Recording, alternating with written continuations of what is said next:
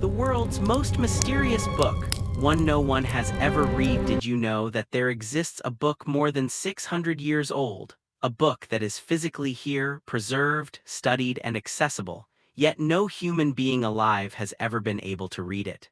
This book is known as the Voynich Manuscript. For over a century, it has defied every attempt to understand it. The question is simple and unsettling: what is written inside this book, and why can no one read it? The mystery begins with its language. The Voynich manuscript is written in a completely unknown script and language, one that exists nowhere else on Earth. Its alphabet does not match any known writing system, ancient or modern. Linguists have searched for parallels across the world's languages and found none. Then there are the images. Across its roughly 240 pages, the manuscript is filled with hand-drawn, colored illustrations. There are drawings of plants that do not exist anywhere in the natural world. There are strange astronomical charts, maps of the sun, moon, stars, and zodiac symbols arranged in unfamiliar ways. And there are perhaps the most puzzling images of all: small human figures, often female, bathing in strange tubs and flowing through elaborate networks of pipes and channels. Nothing in the book fully matches known medieval art, science, or medicine, and everyone has failed. Over the past 100 years, some of the world's greatest minds have tried to break this mystery: expert linguists, mathematicians, cryptographers, even the top military codebreakers from World War I and World War II, people who cracked enemy ciphers that decided the fate of nations, devoted years of their lives to this manuscript. They could not decode a single word. To this day, no one knows whether the Voynich manuscript contains the lost knowledge of a vanished civilization, an extraordinarily complex encrypted code, or perhaps the greatest and most expensive intellectual deception in history. Based on its illustrations, scholars divide the manuscript into 6 distinct sections, suggesting it may once have functioned as a kind of scientific or medical encyclopedia. There is a botanical section featuring images of around 113 plants, most of which do not correspond to any known species on Earth. An astronomical section filled with diagrams of the sun, moon, stars, and zodiac symbols. A biological section, the strangest of all, depicting nude female figures bathing in pools and interconnected tubes. A cosmological section containing fold-out diagrams that may represent an unknown geography or perhaps something far more abstract. A pharmaceutical section showing plant roots, herbs, and containers that resemble medieval medicine. And finally, a recipes section made up entirely of text, possibly formulas or instructions written in the same unreadable script. Today, this unreadable book is carefully preserved in the library of Yale University. It is not hidden, it is not lost, it is simply unreadable, and that is where our story begins. There are books that change the world because they are understood. And then there is one book that has become famous precisely because it has never been understood at all.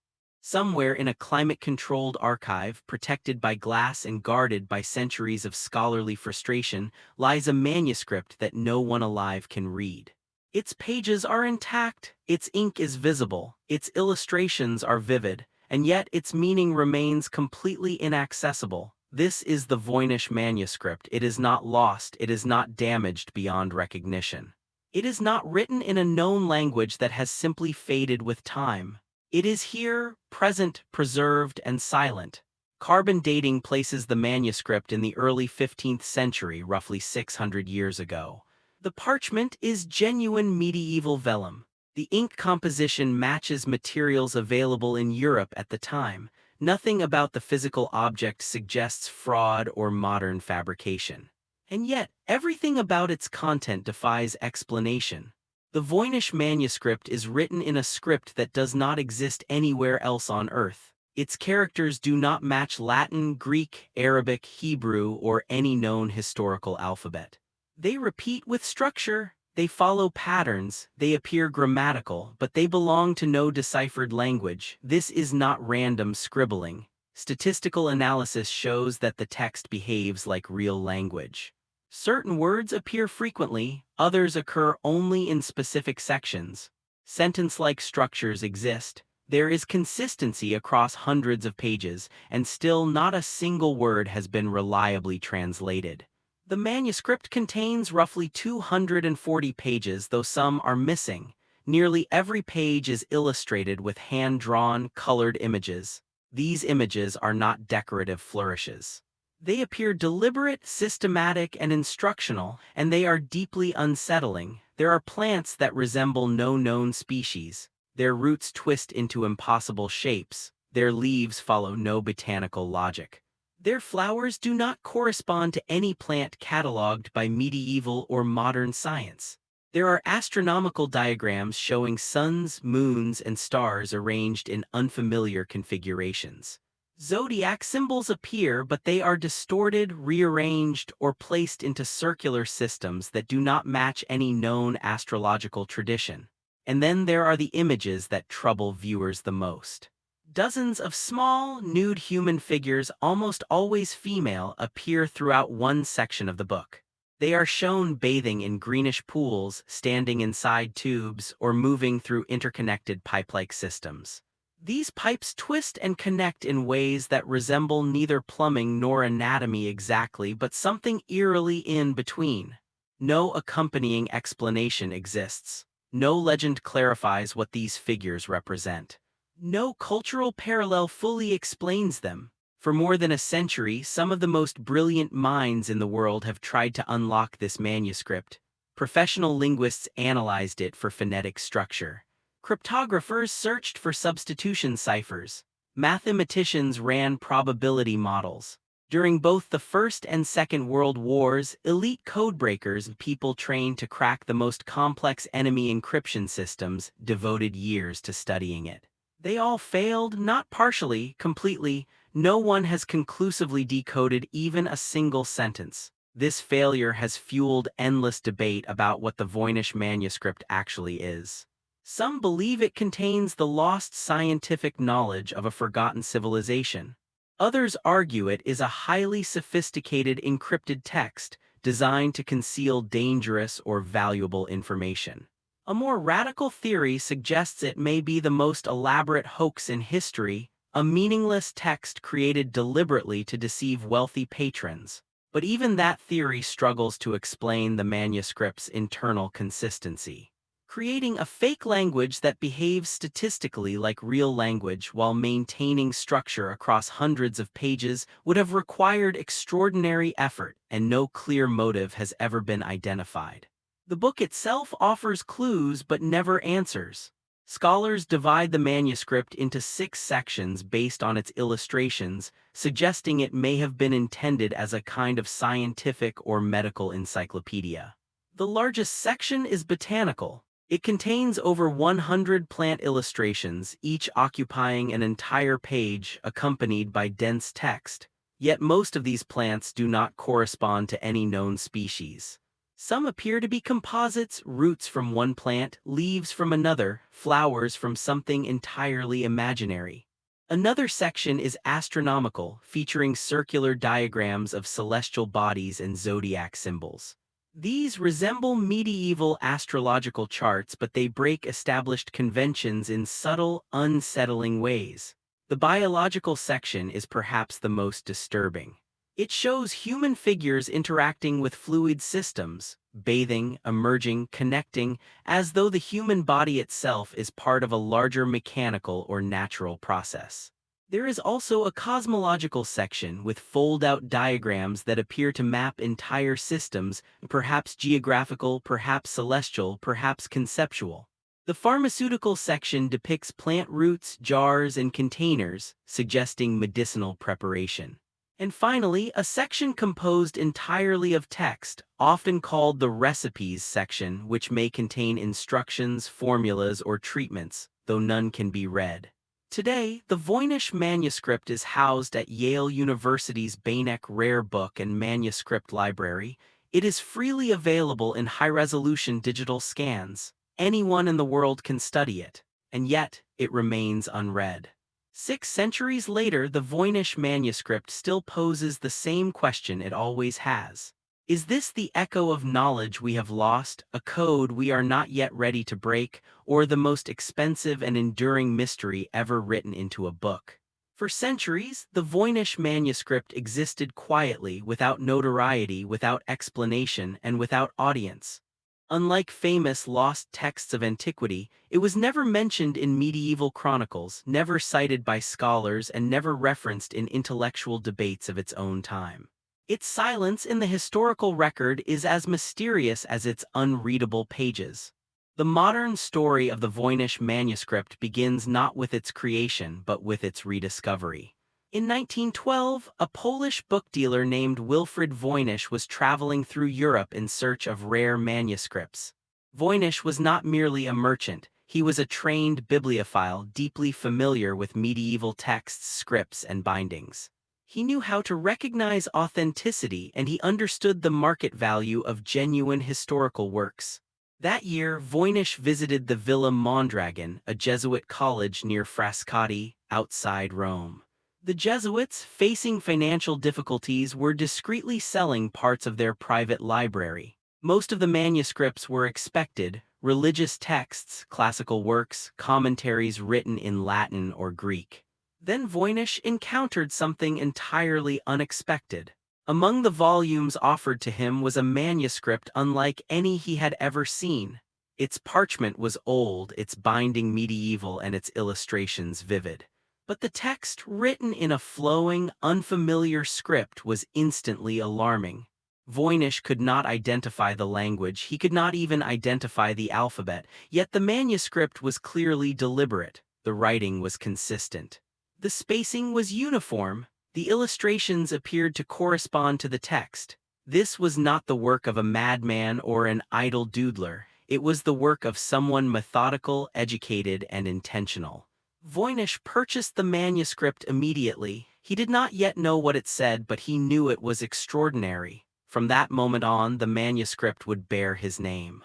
Wilfrid Voynich believed that the key to understanding the manuscript lay in its ownership history. Inside the book, he found a letter dated to the 17th century, written in Latin. This letter would become one of the most important pieces of evidence in the entire mystery. The letter was written by Johannes Marcus Marci, a physician and scholar from Prague, and addressed to Athanasius Kircher, a Jesuit polymath famous for his work on ancient languages and cryptography. In the letter, Marci explained that the manuscript had once belonged to Emperor Rudolf II of the Holy Roman Empire, who reportedly purchased it for a large sum, believing it to be the work of the medieval scholar Roger Bacon. This claim immediately captured attention. Roger Bacon was a 13th-century English philosopher known for his interest in experimental science, optics, alchemy, and secret knowledge. If the Voynich manuscript were indeed his work, it would represent a revolutionary scientific document far ahead of its time. However, this attribution was based entirely on rumor. There was no direct evidence linking Bacon to the manuscript. The handwriting did not match known examples, the illustrations did not resemble his known works, and most importantly, the carbon dating of the parchment later placed the manuscript's creation in the early 15th century, long after Bacon's death. Still, the letter proved one crucial fact: the manuscript was already mysterious in the 17th century. Even then, it was unreadable. Athanasius Kircher, one of the greatest linguistic minds of his age, was famous for attempting to decode Egyptian hieroglyphs. If anyone could decipher the manuscript, it should have been him. He could not. The manuscript passed through several hands after Rudolf II. It remained in private collections, moving quietly through scholarly circles, always regarded as strange but unsolved. Eventually, it entered the Jesuit archives, where it remained forgotten until Voynich rediscovered it. Once Voynich brought the manuscript into public view, everything changed. He began showing it to scholars across Europe and America. Linguists were intrigued, cryptographers were challenged, historians were baffled. The manuscript resisted every attempt at classification. Was it written in a natural language? Was it a cipher? Was it a constructed language? Or was it meaningless? Voynich himself believed it was meaningful and encrypted. He dedicated the rest of his life to solving it, assembling teams of experts and promoting the manuscript aggressively. He never succeeded. After Voynich's death, the manuscript passed to his wife, then eventually to Yale University, where it remains today. Its journey from a medieval workshop to an imperial court, from Jesuit archives to a modern research library, only deepened its mystery. Because at every stage one fact remained unchanged: no one ever understood it. And so the Voynich manuscript entered the modern age not as a relic of knowledge, but as a challenge, a book that defied reading, scholarship, and certainty. A text that seemed to ask a single question of every generation that encountered it: what kind of knowledge leaves no trace of understanding behind? Once the Voynich manuscript entered the modern scholarly world, attention shifted from its illustrations to its most troubling feature: the text itself. At first glance, the writing looks fluid and deliberate. The characters flow left to right, words are separated by spaces, lines follow consistent margins, paragraphs appear structured. There are no obvious corrections or hesitations, suggesting the scribe knew exactly what they were writing. This alone distinguishes the Voynich manuscript from random scribbling, but appearance can deceive. To determine whether the text represented real language, scholars turned to statistics. Language, regardless of culture or alphabet, follows patterns. Certain words appear frequently, others are rare. Some sounds cluster together, some never appear side by side. These patterns can be measured mathematically even if the language itself is unknown. When linguists applied these methods to the Voynich text, they found something deeply unsettling. The manuscript behaves like language. Word frequency follows Zipf's law, a principle observed in all natural languages, where a small number of words are used very frequently, while most words are rare. The Voynich text follows this distribution almost perfectly. Letter combinations recur in predictable ways. Certain characters tend to appear at the beginnings of words, others at the ends. Some word forms cluster in specific sections of the manuscript, suggesting subject-based vocabulary. This is not how nonsense behaves. Random text does not maintain consistency across hundreds of pages. A hoaxer would have had to understand linguistic statistics centuries before such concepts existed and apply them flawlessly. Yet despite this structure, the text stubbornly refuses translation. Linguists attempted to match Voynich words with known languages. Latin was ruled out quickly, so were Romance languages, Germanic languages, Slavic languages, Semitic languages, and Asian scripts. The characters do not correspond reliably to any phonetic system. Some researchers proposed that the manuscript uses a substitution cipher, where each symbol represents a letter from another alphabet. This method had worked for many historical codes. It failed here. Substitution ciphers preserve the statistical fingerprint of the original language, but no known language fits the Voynich distribution. Others suggested more complex systems: polyalphabetic ciphers, null characters, steganography. Every attempt collapsed under scrutiny. Another hypothesis proposed that the Voynich manuscript was written in a now extinct spoken language, encoded phonetically in a unique script.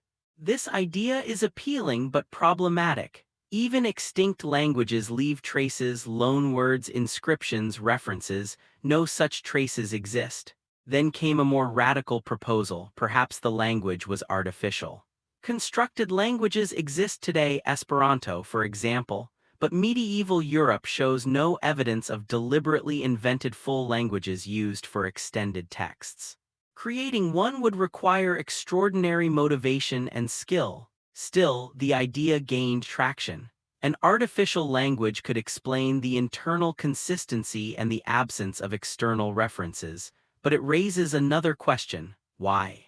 Why would someone invest years, perhaps decades, creating a full manuscript in a private language that no one else could read? Some scholars argue the answer lies in secrecy. The manuscript may contain medical, alchemical, or heretical knowledge considered dangerous or forbidden. In coding, it would protect the author and restrict access to initiates only. But again, no decoding key has ever been found. Another clue lies in how the text changes across sections. The botanical section uses certain words repeatedly. The astronomical section introduces different recurring terms. The recipes section contains shorter lines and bullet-like formatting. This suggests the text is semantically organized, not random. Computer analysis in the late 20th century deepened the mystery. Researchers using early computational models discovered that the Voynich text appears to be generated through a process, not simply written letter by letter.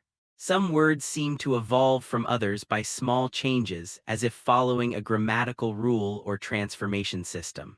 This led to the theory of algorithmic generation. Perhaps the text was produced using a mechanical or procedural method, something like a medieval template or cipher wheel. This could explain the structure without meaning. But this theory has its own problem. Even algorithmic text usually produces detectable repetition or errors. The Voynich manuscript maintains balance across sections, avoiding obvious redundancy. If it is meaningless with extraordinary discipline. The most unsettling realization emerged from all this research. The Voynich manuscript occupies a narrow space between sense and nonsense. It is too structured to be random, too consistent to be a hoax, too alien to be any known language, too coherent to dismiss, and that makes it uniquely disturbing. A book that looks like it should be readable triggers a cognitive response. The human brain expects comprehension. When none comes, frustration deepens into obsession. This may explain why so many scholars devoted years, sometimes entire careers, to the manuscript. They were not just trying to read a book, they were trying to resolve a contradiction. If the Voynich manuscript truly contains meaning, then that meaning is locked behind a system we do not yet understand.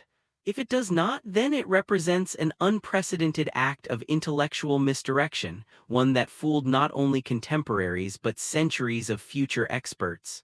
Either possibility challenges our assumptions about knowledge itself. Can meaning exist without access? Can structure exist without content? Can a book be real, ancient, deliberate, and still say nothing? The Voynich manuscript refuses to answer. And in refusing, it forces us to confront the limits of interpretation. If the Voynich manuscript's text unsettles scholars, its images disturb them even more. Language can hide behind ciphers. Images cannot. Illustrations expose intention. They reveal what the author believed was important enough to show, not merely describe. And in the Voynich manuscript, what is shown refuses to align with any known medieval tradition. The manuscript's illustrations are not marginal decorations. They dominate the pages. In many cases, the text seems secondary, wrapping itself around images as though explaining them. This alone suggests the manuscript was intended as an instructional or reference work, not a literary one, yet nothing it instructs is familiar. The largest and most immediately striking section is the botanical one. Page after page displays full-page drawings of plants, each with roots, stems, leaves, and flowers carefully rendered in color. At first glance, this resembles medieval herbals books that cataloged medicinal plants for physicians and apothecaries. But closer inspection dissolves the resemblance. Most of these plants do not exist. Their roots twist into impossible shapes, sometimes resembling human organs or coiled animals. Their leaves often combine features from multiple real plants in ways that make no biological sense. Flowers appear stylized, exaggerated, or entirely alien. Some researchers have tried to match individual parts of Voynich plants to real species, arguing that they are composite drawings meant to obscure identity. Others believe they represent extinct plants or symbolic rather than literal forms.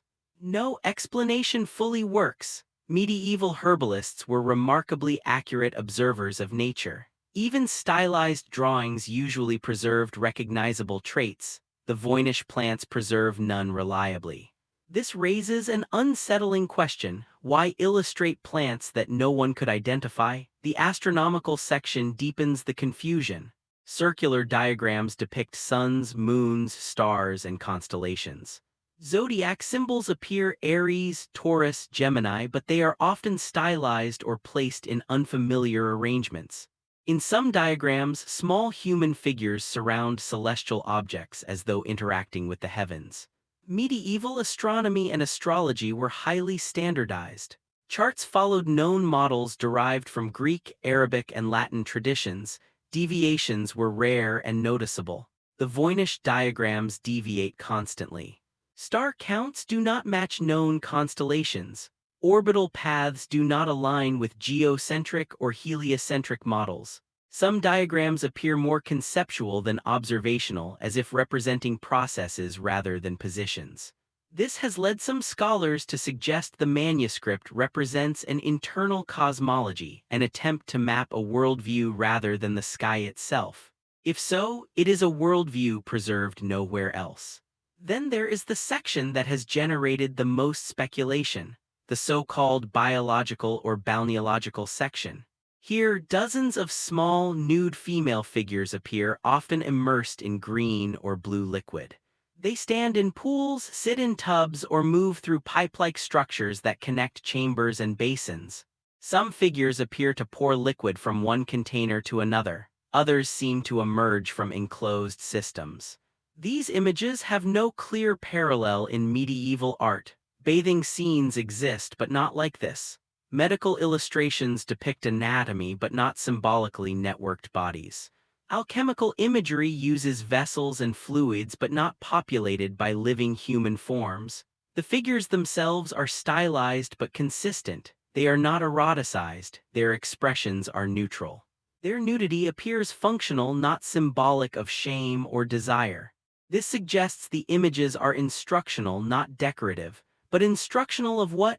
Some scholars believe these images represent bodily systems, perhaps circulation, digestion, or reproduction expressed metaphorically. Others argue they depict healing baths, common in medieval medicine, especially for women's health. A more speculative theory suggests the images are symbolic representations of processes, life cycles, transformation, purification.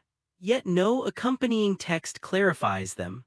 The cosmological section, which includes large fold-out diagrams, offers no relief. These maps appear to depict interconnected systems, perhaps geographic, perhaps cosmic, perhaps conceptual. Some resemble wheels within wheels. Others show pathways connecting circular zones. They do not match known medieval maps of Earth or the heavens. The pharmaceutical section returns to something almost recognizable. Jars, roots, and plant fragments arranged as though for preparation. But even here, identification fails. The roots do not match known species. The containers are generic. The text remains unreadable. Finally, the recipes section presents lines of text, each preceded by a small star or flower symbol. This formatting strongly resembles medieval recipe collections or medical prescriptions. And yet, the content remains sealed. When considered together, the images create a disturbing impression. This is not random creativity. The manuscript is internally coherent. Each section follows its own visual logic. The style remains consistent across pages. The pigments are applied methodically. Someone knew what they were doing, but what they were doing does not map onto known medieval science, medicine, or mysticism. This leads to a critical insight. The Voynich manuscript may not represent lost knowledge but parallel knowledge. That is, not knowledge erased from history but knowledge that never entered it. A private system, a closed tradition, a worldview that did not spread. If this is true, the manuscript may have been designed for a single reader or a very small group who already understood its symbols. Without that cultural context, we are left staring at instructions without a key. And that is what makes the images so powerful. They feel like diagrams awaiting explanation. They promise meaning. They refuse access. In doing so, they transform the Voynich manuscript from a puzzle into something more unsettling. A reminder that knowledge can exist without legacy, and understanding can vanish without leaving a trace. Once scholars accepted that the Voynich manuscript was neither random nor easily classifiable, attention inevitably turned to a more human question. Who could have created such a book and why? This question has proven just as resistant as the text itself. Unlike many medieval manuscripts, the Voynich manuscript contains no explicit author's name, no dedication, no colophon, and no marginal notes that might identify its creator. There is no clear place of origin, no date written in the text, and no known references to it in contemporary sources. Whoever made it did not intend to be easily found. Early theories focused on famous historical figures. The first and most persistent attribution was to Roger Bacon, the 13th century English philosopher and scientist. This idea originated from the 17th century letter found with the manuscript, which claimed Emperor Rudolf II believed the book to be Bacon's work. Bacon's reputation as a secretive thinker interested in alchemy, optics, and experimental science made him an appealing candidate. However, modern analysis undermines this theory. Carbon dating places the parchment between 1404 and 1438, nearly 2 centuries after Bacon's death. While it is theoretically possible that Bacon's work was copied later, the handwriting style, illustrations, and overall structure do not match known Bacon manuscripts. Most historians now reject this attribution. Another popular candidate was John Dee, the Elizabethan mathematician, astrologer, and occultist. Dee owned a vast library, claimed to communicate with angels, and had connections to Rudolf II's court. Some speculated that Dee, possibly with his associate Edward Kelly, created the manuscript as an elaborate hoax or as encoded esoteric knowledge. This theory also falters.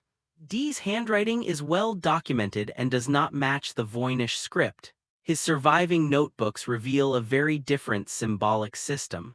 Moreover, the manuscript's parchment predates Dee's lifetime by at least a century. Other theories propose lesser-known figures, medieval physicians, alchemists, monks, or members of secret intellectual circles. Some suggest the manuscript emerged from northern Italy, given certain stylistic and material clues. Others argue for a Central European origin, yet no candidate fits comfortably. The more scholars study the manuscript, the more it seems resistant to individual authorship. The consistency of the script and illustrations suggests a trained hand, but the scope of the work implies long-term dedication. This was not a casual project. It required time, resources, and confidence that the effort was worthwhile. That raises the question of motive. Why would someone create a large, illustrated manuscript in a private language no one else could read? One possibility is secrecy. In medieval Europe, certain forms of knowledge were dangerous. Medical experimentation, alchemical speculation, and heterodox theology could attract suspicion or persecution. Encoding information might protect both the author and the content, but secrecy alone does not explain the scale. If the goal was concealment, simpler methods existed. Why invent an entire script and language, complete with internal grammar and subject-specific vocabulary? Another theory suggests exclusivity. The manuscript may have been designed for a closed group, an initiatory text meant to be read only by those taught its system. In this view, the script was not meant to be broken by outsiders at all. Its purpose was not transmission but boundary, knowledge as membership. This aligns with how some medieval guilds and mystical traditions operated. Symbols, diagrams, and coded language reinforced identity and prevented misuse. If the Voynich manuscript belonged to such a tradition, its unreadability today is not a failure but a success. A more controversial idea is that the manuscript is a deliberate fabrication, a hoax intended to impress, deceive, or profit. This theory gained popularity in the 20th century, especially as decades of decoding attempts failed. Skeptics argue that the manuscript's meaninglessness explains why no one can read it. But this explanation raises serious problems. Creating a convincing hoax of this complexity would have required extraordinary foresight. The author would need to simulate linguistic statistics centuries before linguistics existed, maintain consistency across hundreds of pages, and invent a visual system coherent enough to suggest meaning without revealing it. And to what end? The manuscript changed hands quietly. There is no evidence its creator became wealthy or famous. If it was a hoax, it was a strangely unrewarding one. Another emerging perspective reframes the question entirely. Perhaps the Voynich manuscript was not intended to be read in the modern sense. Not all knowledge systems prioritize linear textual explanation. Some rely on visual cues, memory training, or oral instruction. The manuscript may have functioned as a mnemonic aid, a visual map for knowledge transmitted verbally. In this view, the text may encode prompts rather than sentences. The images may guide recall rather than illustrate content. Without the accompanying oral tradition, the manuscript becomes unreadable not because it is encrypted, but because it is incomplete. This interpretation aligns with how medieval medicine and natural philosophy were often taught. Through apprenticeship, repetition, and demonstration rather than abstract reading. If this is correct, then the Voynich manuscript is not missing a key. It has lost its context, and context once gone is nearly impossible to reconstruct. This possibility is perhaps the most unsettling. It suggests the manuscript is not a puzzle waiting to be solved, but a relic of a practice that no longer exists, a tool without its user, a book without its readers. The question of authorship, then, may be less important than the question of function. Whoever created the Voynich manuscript was not trying to speak to us, they were speaking to someone else. And 6 centuries later, we are eavesdropping on a conversation that ended long ago. By the early 20th century, the Voynich manuscript had moved beyond the domain of historians and entered a new arena, cryptography. If the manuscript could not be read by linguists or medievalists, perhaps it could be broken by those trained to crack codes, people whose profession was to extract meaning from obscurity. The timing could not have been more dramatic. The world was entering an age defined by encrypted communication, intelligence warfare, and mathematical analysis.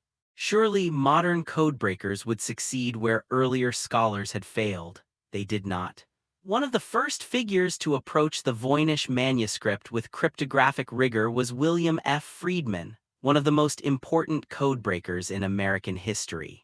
Friedman played a central role in breaking Japanese military codes during World War II and helped establish modern cryptology as a scientific discipline. Friedman did not treat the Voynich manuscript as a curiosity, he treated it as a serious cryptographic problem. He assembled a team, he applied statistical methods. He tested substitution ciphers, transposition ciphers, and polyalphabetic systems.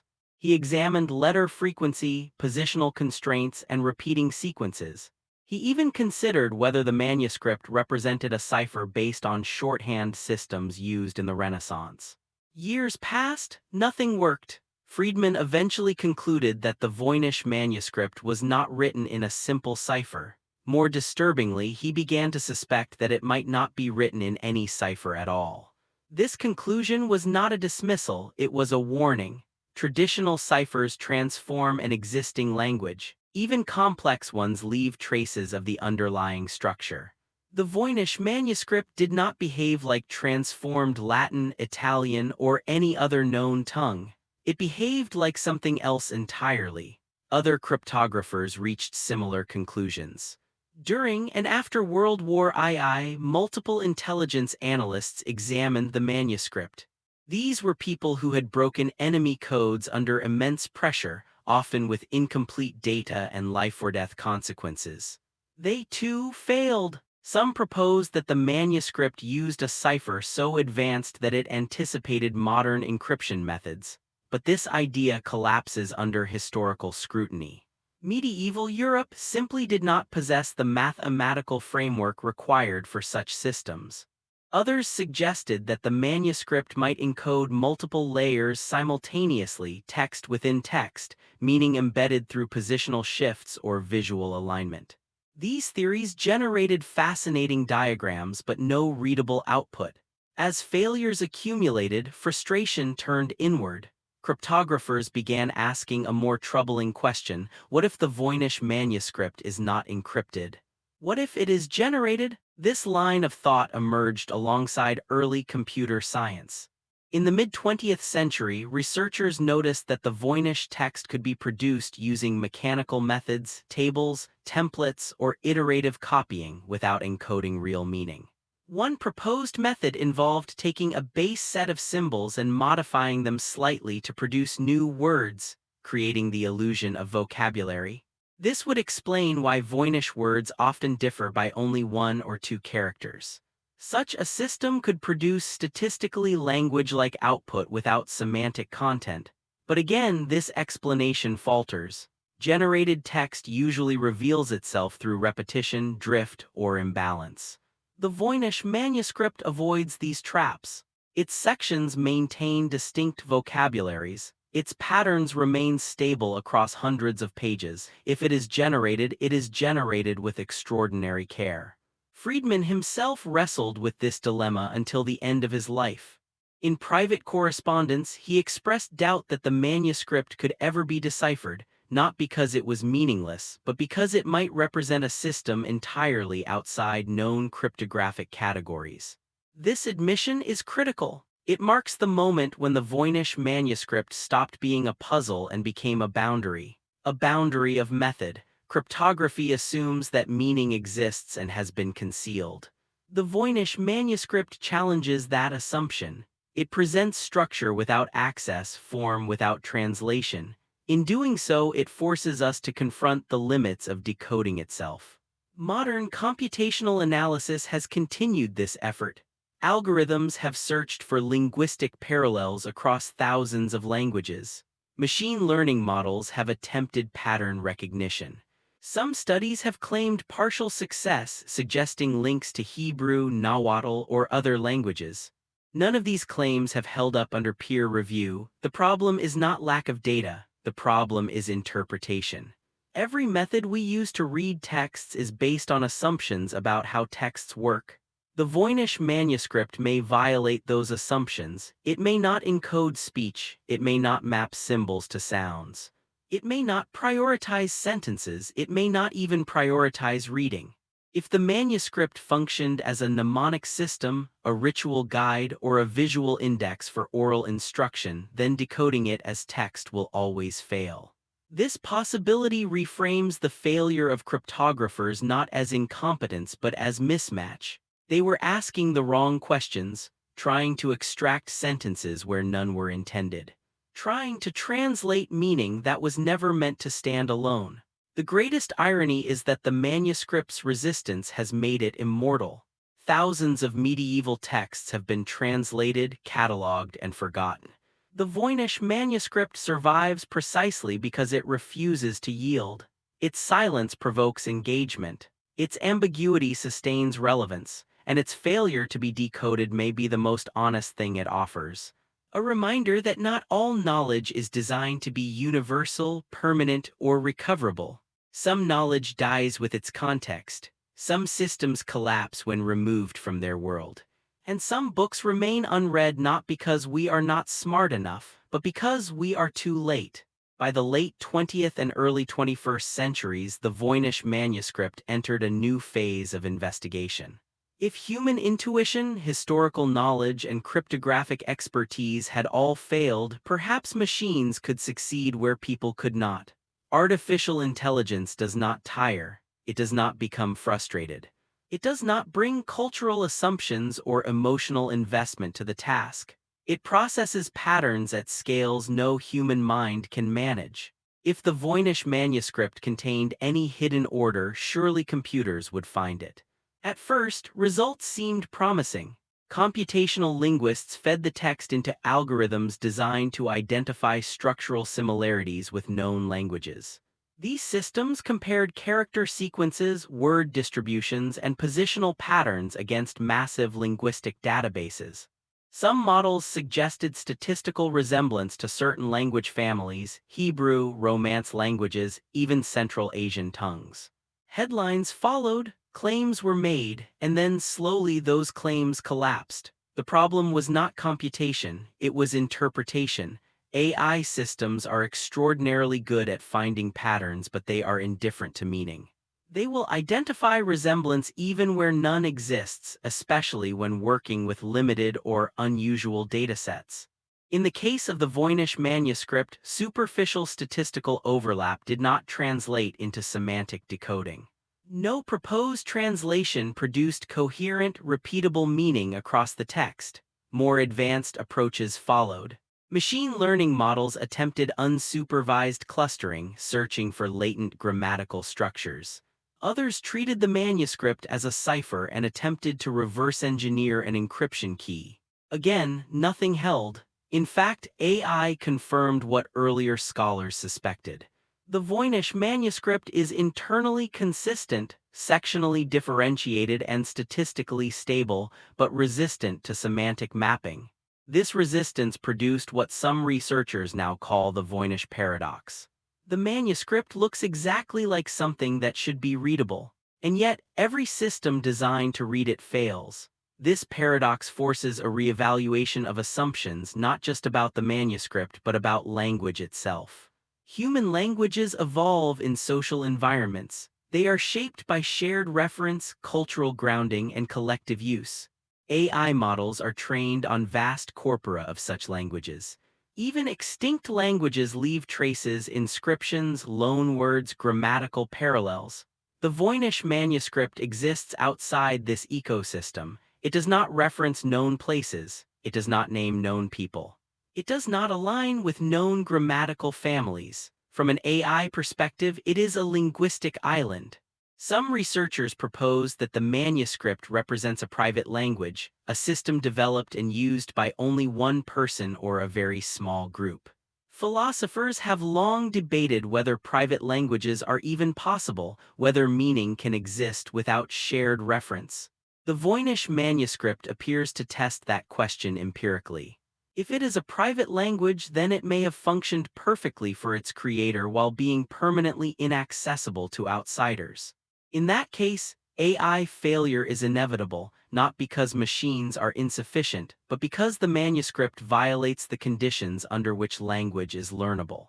Other researchers took a different approach. Rather than asking what the text means, they asked how it was produced.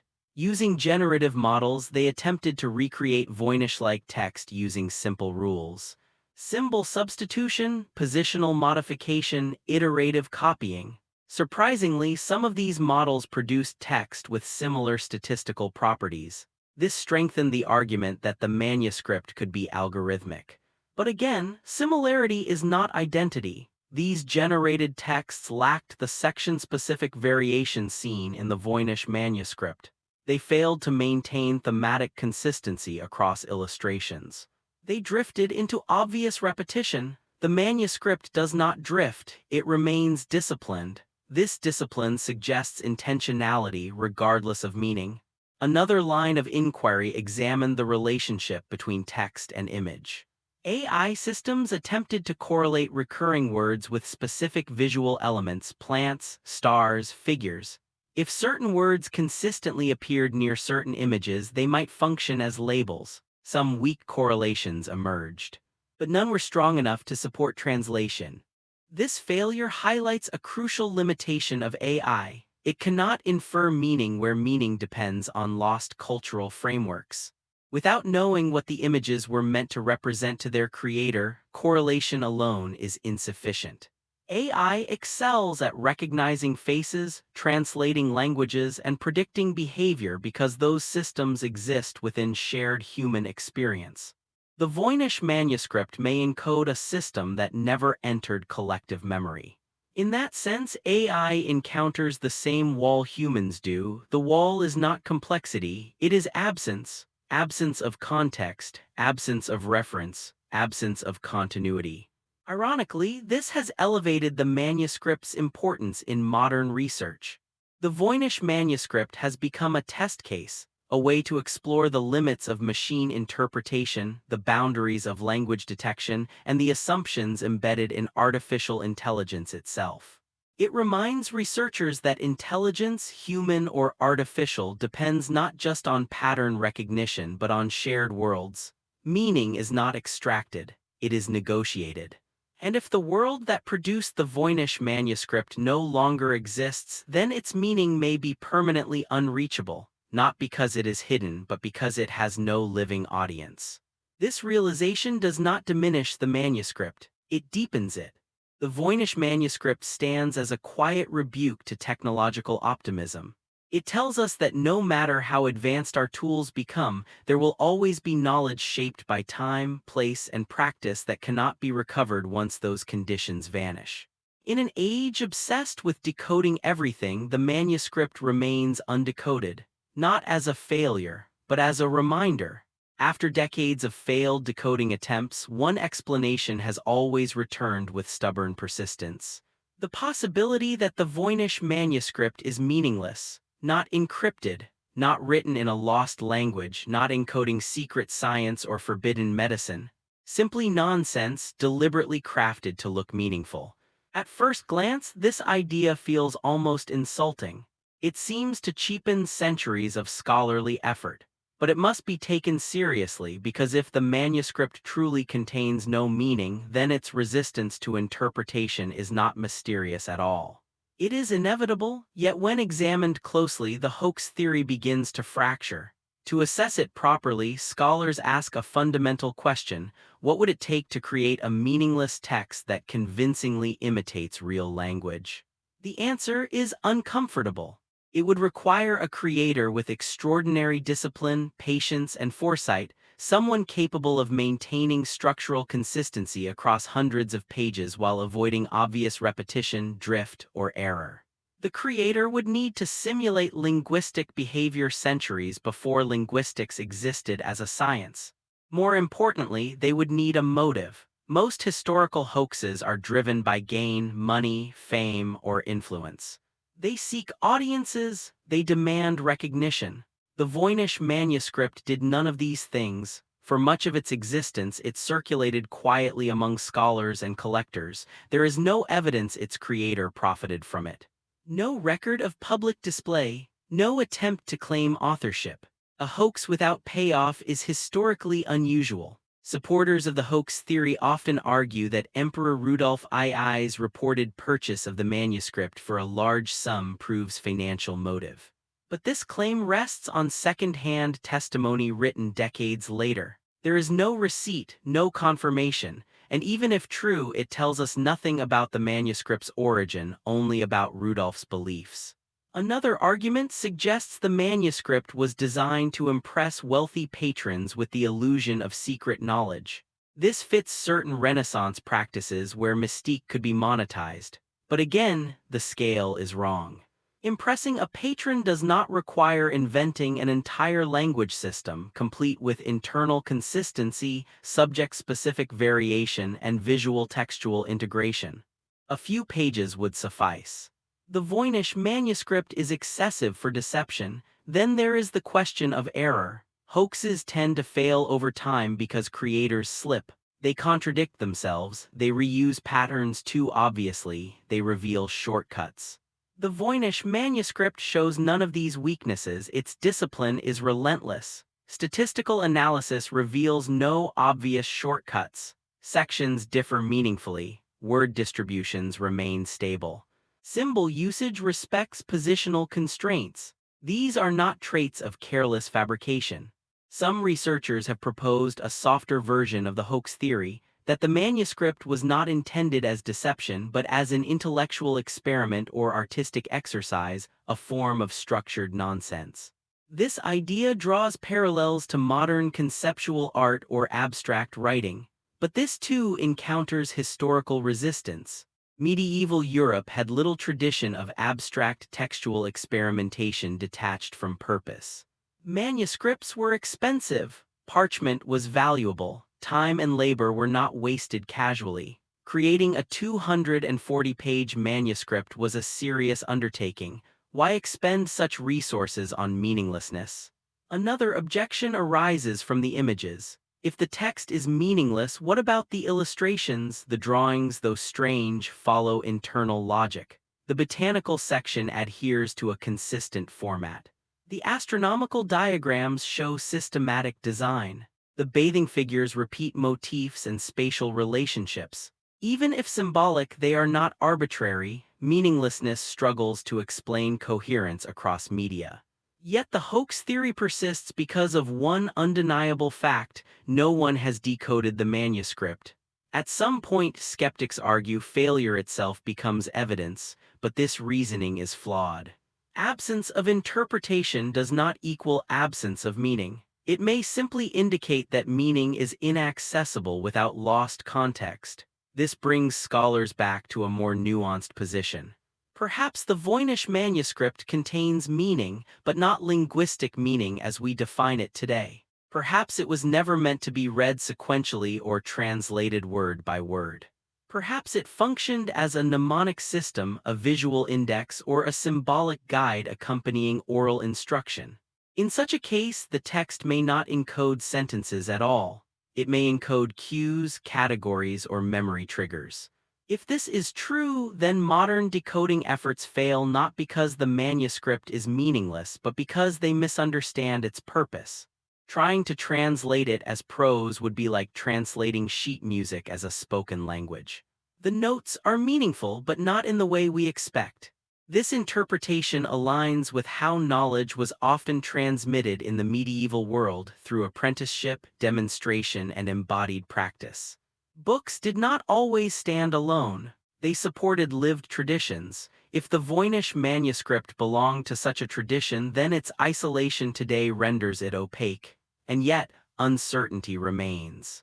The hoax theory cannot be dismissed entirely, nor can it be accepted comfortably. It sits uneasily between probability and disbelief. What makes the Voynich manuscript so enduring is that every explanation seems incomplete. Each theory explains some features while failing others. Meaningful language explains structure but not translation. Hoax explains failure but not discipline. Cipher explains secrecy but not statistics. Private system explains isolation but not scale. The manuscript resists reduction. In doing so, it exposes a deeper truth about historical inquiry: not all questions resolve cleanly. Some artifacts survive not to be solved, but to unsettle the frameworks we bring to them. The Voynich manuscript may never be fully understood, and that possibility, uncomfortable, unresolved, and enduring, may be its most honest legacy. Whether or not the Voynich manuscript can ever be decoded, it already tells us something important about the world that produced it. Even in silence, it reflects a particular way of thinking, one shaped by medieval assumptions about nature, the body, and the cosmos. To understand this, we must resist the temptation to treat the manuscript as an anomaly detached from its time. It did not emerge from a vacuum. Its creator lived in a world where science, medicine, religion, and symbolism were not separate domains but overlapping systems of meaning. In the late medieval period, knowledge was holistic. The body was not studied in isolation from the heavens. Illness was not merely biological but cosmic. Plants were not just physical objects but carriers of hidden properties shaped by planetary influence. Understanding the world meant understanding correspondences between earth and sky, body and cosmos, substance and spirit. The Voynich manuscript appears deeply embedded in this worldview. The botanical section, despite its strange and unidentifiable plants, follows the logic of medieval herbal medicine. Plants are shown whole: roots, stems, leaves, flowers, because healing depended on understanding the complete nature of a substance. Roots were often associated with hidden forces, leaves with visible effects, flowers with potency and timing. That these plants do not exist does not necessarily mean they were imaginary in the modern sense. Medieval texts often depicted ideal plants, symbolic composites that represented medicinal categories rather than literal species. Accuracy, as we define it today, was less important than correspondence. The manuscript's refusal to match known flora may reflect a symbolic system rather than a descriptive one. The same applies to the astronomical diagrams. In medieval cosmology, the heavens governed the body. Astrology was not superstition but a respected analytical framework. Physicians consulted planetary charts before prescribing treatments. Bloodletting, bathing, and diet were timed according to lunar cycles. The Voynich diagrams, though unfamiliar, suggest a similar integration. Circular forms dominate, movement is emphasized. Human figures appear within cosmic arrangements, implying participation rather than observation. This is not astronomy as measurement, it is astronomy as influence. The most striking reflection of medieval thought appears in the biological or balneological section. The bathing figures, so unsettling to modern eyes, may represent processes rather than people. Medieval medicine emphasized balance of humors, fluids, temperatures. Water was a central metaphor for health. Baths were not merely hygienic, they were therapeutic. Mineral waters, heated pools, and herbal infusions were prescribed for a wide range of conditions, especially those related to fertility, digestion, and circulation. The manuscript's network of tubes, pools, and flowing liquids may represent internal bodily systems conceptualized through external processes. The body was understood hydraulically, not mechanically. Blood, bile, phlegm, and black bile flowed. Disease occurred when flow was obstructed or imbalanced. In this context, the bathing figures are not bizarre, they are instructional. What feels alien to us may have felt intuitive to a medieval practitioner trained to think metaphorically. This perspective also helps explain why the manuscript resists modern decoding. We are searching for literal meaning in a system that may prioritize symbolic association. Words may not correspond to objects but to qualities, states, or processes. If so, translation in the modern sense may be impossible. The manuscript may not describe the world, it may model it. Another clue lies in the manuscript's structure. The separation into sections, plants, stars, bodies, cosmos, preparations, recipes suggests an encyclopedic ambition. This aligns with medieval attempts to gather all knowledge into unified systems. Yet, unlike famous encyclopedias of the period, the Voynich manuscript lacks commentary, citation, or explanatory framing. It assumes familiarity, it assumes initiation. This implies an intended audience that already understood the system. In medieval Europe, such audiences existed. Medical guilds, alchemical circles, and esoteric Christian traditions often restricted knowledge to trusted members. Books served as aids, not introductions. If the Voynich manuscript belonged to such a context, then its opacity is not accidental. It is functional. The manuscript also reflects medieval anxiety. Disease was constant. Infant mortality was high, plagues returned repeatedly, the body was fragile, nature was unpredictable. The cosmos was powerful, knowledge promised control but only partial, fragile control. The meticulous care invested in the manuscript suggests urgency. Someone believed this knowledge mattered, that it could heal, protect, or explain, and yet it was not widely shared. This tension between the desire to preserve knowledge and the impulse to restrict it defines much of medieval intellectual life. The Voynich manuscript may sit precisely at that intersection, not lost knowledge, protected knowledge. Which leads to a final, unsettling possibility. Perhaps the manuscript is not unreadable because it is too complex. Perhaps it is unreadable because it was never meant to outlive its world.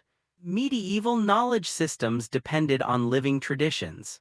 When those traditions broke through social change, religious reform, or intellectual transformation, the texts that supported them became inert. The Voynich manuscript may be one such casualty. A perfectly functional book in a vanished system. A silent artifact not because it says nothing but because we no longer speak its language, not just linguistically but philosophically. In this sense, the manuscript becomes a mirror. It reflects not only medieval thought but modern limitation. Our insistence on translation reveals our belief that all knowledge should be accessible, universal, and permanent.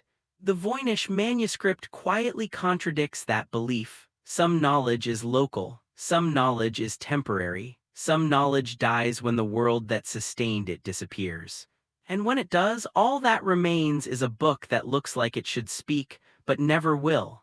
It is easy to assume that the Voynich manuscript captivates us simply because it is old and mysterious. But age alone does not explain its enduring grip on the modern imagination. Thousands of ancient texts remain undeciphered or fragmentary, yet few inspire the same obsession. The Voynich Manuscript feels different. It feels modern. This reaction is not accidental. The manuscript resonates powerfully with anxieties that define the contemporary world: information overload, inaccessible knowledge, expert failure, and the unsettling realization that not everything can be understood, even with advanced tools. In the medieval world, mystery was expected. Divine will, natural forces, and human fate were understood as partially unknowable. In the modern world, mystery feels like a problem to be solved. When it resists solution, it becomes unsettling. The Voynich Manuscript occupies that discomfort perfectly. It sits at the intersection of data and ignorance. We have scans of every page. We know the chemical composition of its ink. We know the approximate age of its parchment. We can analyze its text statistically down to individual character frequencies, and yet we understand none of it. This contradiction mirrors a broader modern experience. We live surrounded by information but not necessarily meaning. Access does not guarantee understanding. Data does not guarantee truth. In this sense, the Voynich Manuscript feels less like a medieval artifact and more like a contemporary symbol. It also challenges modern faith in expertise. For centuries, societies have relied on specialists to interpret complex systems: scientists, linguists, engineers, analysts. The Voynich Manuscript has been examined by all of them. None have succeeded. This does not inspire confidence. Instead, it highlights a disturbing possibility. Some systems lie outside our interpretive reach, not because we lack intelligence, but because we lack the necessary frame of reference. The manuscript also resonates with the modern crisis of translation. Globalization has brought cultures into constant contact, but it has not guaranteed mutual understanding. Misinterpretation, loss of context, and cultural distortion remain common. The Voynich Manuscript embodies this problem in its purest form: a complete breakdown of translation. No Rosetta Stone exists. No bilingual inscription bridges the gap. The manuscript stands as a warning about what happens when cultural continuity breaks entirely. Another reason the Voynich Manuscript feels modern lies in its ambiguity. It refuses to resolve into a single narrative. It supports multiple interpretations without confirming any of them. In an era saturated with competing explanations and contested truths, this ambiguity feels familiar. Conspiracy theorists see hidden knowledge, skeptics see elaborate deception, scholars see lost context, technologists see an unsolved problem. The manuscript absorbs all projections. It becomes a mirror. This mirrors how modern societies often engage with complex phenomena: climate change, artificial intelligence, global systems, through fragmented narratives rather than unified understanding. The Voynich Manuscript also unsettles because it exposes a limit to progress. Technological advancement is often framed as linear and cumulative. Each generation builds upon the last, knowledge grows, mysteries shrink. The Voynich Manuscript contradicts this narrative. It reminds us that knowledge can be lost, that intellectual systems can collapse, that progress is not guaranteed. Medieval Europe preserved ancient Greek and Roman knowledge unevenly. Entire schools of thought vanished. Practices once central to medicine, astronomy, and philosophy disappeared, replaced by new frameworks. The Voynich Manuscript may be a survivor of such a collapse, a book that outlived its intellectual ecosystem. If so, it challenges modern assumptions about permanence. Digital storage feels eternal, cloud archives feel secure. But without context, even perfectly preserved information can become unreadable. A file without software, a code without documentation, a language without speakers. The Voynich Manuscript is a pre-modern example of this phenomenon.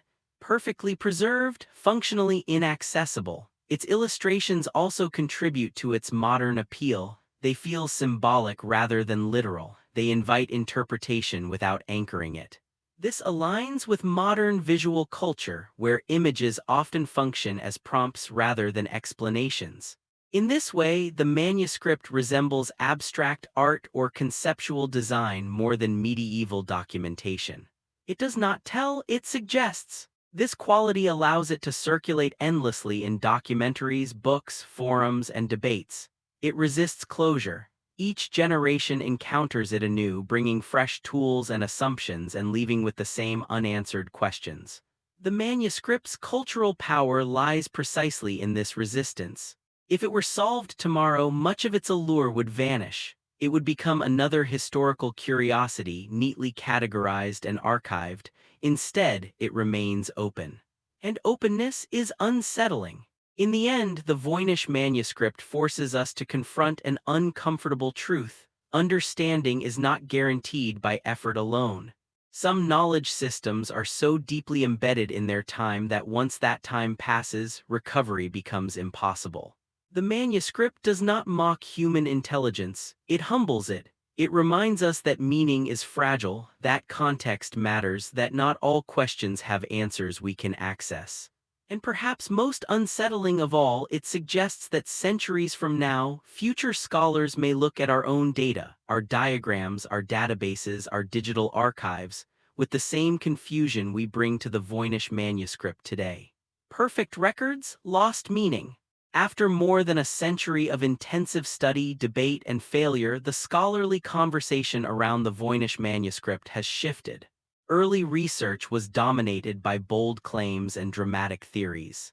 Modern scholarship is more cautious, more restrained, and paradoxically more confident not in solutions but in boundaries. There are many things scholars still do not know about the Voynich manuscript. But there are also many things they now believe with reasonable certainty, and those certainties matter. First, there is broad agreement that the manuscript is a genuine medieval artifact. Carbon dating of the parchment places its creation firmly in the early 15th century.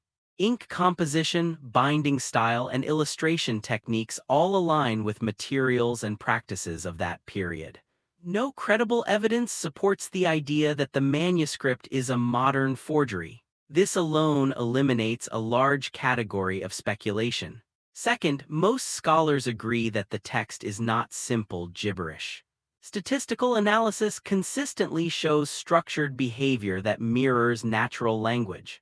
Word frequency, positional constraints, and section-specific vocabulary point to intentional design. While this does not prove semantic meaning, it strongly suggests the manuscript was produced according to rules. Randomness does not behave this way. Third, the manuscript is almost certainly not written in any known historical language, either directly or through a simple cipher. Decades of comparative linguistic analysis have failed to produce a convincing match. Claims that the text represents Latin, Hebrew, Chinese, Nahuatl, or any other language have not withstood peer review. This does not mean the manuscript lacks meaning, but it does mean that meaning does not map cleanly onto known linguistic systems. Fourth, scholars largely reject the idea that the manuscript was created purely as a hoax. While absolute certainty is impossible, the hoax theory struggles to explain the manuscript's scale, internal discipline, and lack of clear motive. Hoaxes are typically economical. The Voynich manuscript is extravagant. That extravagance suggests purpose. At the same time, scholars are careful to say what the manuscript almost certainly is not. It is almost certainly not a prophetic text. Despite its mystical appearance, there is no clear apocalyptic imagery, no identifiable theological argument, and no alignment with known prophetic traditions. It is almost certainly not a grimoire or book of magic in the popular sense. Medieval magical texts follow recognizable symbolic conventions. The Voynich manuscript does not. It is almost certainly not a lost masterwork of ancient science centuries ahead of its time. There is no evidence that it encodes advanced mathematics, hidden astronomical discoveries, or suppressed technological knowledge. These conclusions may disappoint those hoping for dramatic revelations, but they ground the manuscript in historical reality rather than fantasy. What remains, then, is a narrower but more plausible set of interpretations.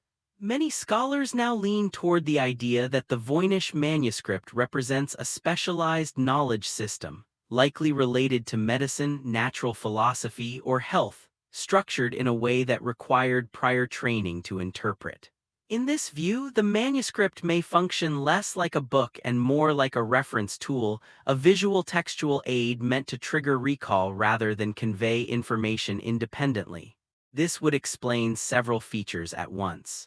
It would explain why the text behaves like language but resists translation.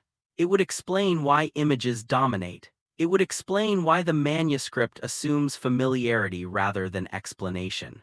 It would also explain why decoding attempts fail. We are treating the manuscript as a self-contained text when it may never have been intended as one. Another increasingly discussed possibility is that the manuscript reflects a transitional moment in knowledge systems. The early 15th century was a time of intellectual shift. Medieval frameworks were under pressure. Classical texts were being rediscovered, medical and philosophical traditions were being reorganized. The Voynich manuscript may reflect experimentation during this transition, a system that did not survive because it did not integrate into dominant intellectual currents. If so, it represents not lost knowledge but abandoned knowledge. This distinction matters. Lost knowledge implies something valuable was destroyed. Abandoned knowledge implies something was tested, found wanting, and set aside.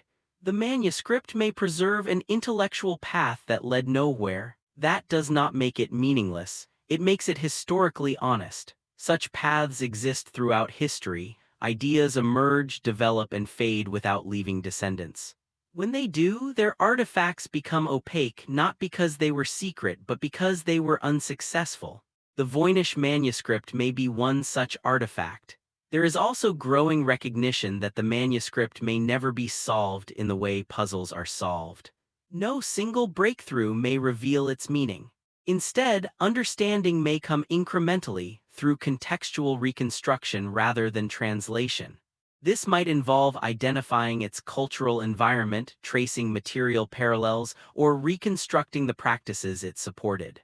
Such work is slow, uncertain, and rarely definitive, but it aligns better with historical reality. The desire for a single answer, a decoded sentence, a revealed key, is a modern impulse. Medieval knowledge systems did not always operate that way. In accepting this, scholars have begun to treat the Voynich manuscript not as a problem to be cracked, but as a case study, a way to examine how knowledge is produced, preserved, restricted, and lost. This shift changes the manuscript's significance. It becomes less about what it says and more about what it represents. A reminder that not all intellectual efforts succeed, that not all systems endure. That history preserves failure as well as triumph. And perhaps most importantly, it reminds us that mystery is not always a gap waiting to be filled. Sometimes it is a boundary marking the edge of what can be known. The Voynich manuscript may stand permanently at that edge, not as a taunt, but as a testament to the limits of understanding and the humility those limits demand. At this stage, after centuries of silence and more than 100 years of modern scrutiny, it is fair to ask a difficult question. Why does the Voynich manuscript still matter? It has not cured disease, it has not rewritten history, it has not revealed lost scientific breakthroughs. And yet, it continues to command attention across disciplines: history, linguistics, cryptography, computer science, philosophy. It attracts scholars and amateurs alike. It inspires books, documentaries, and endless speculation.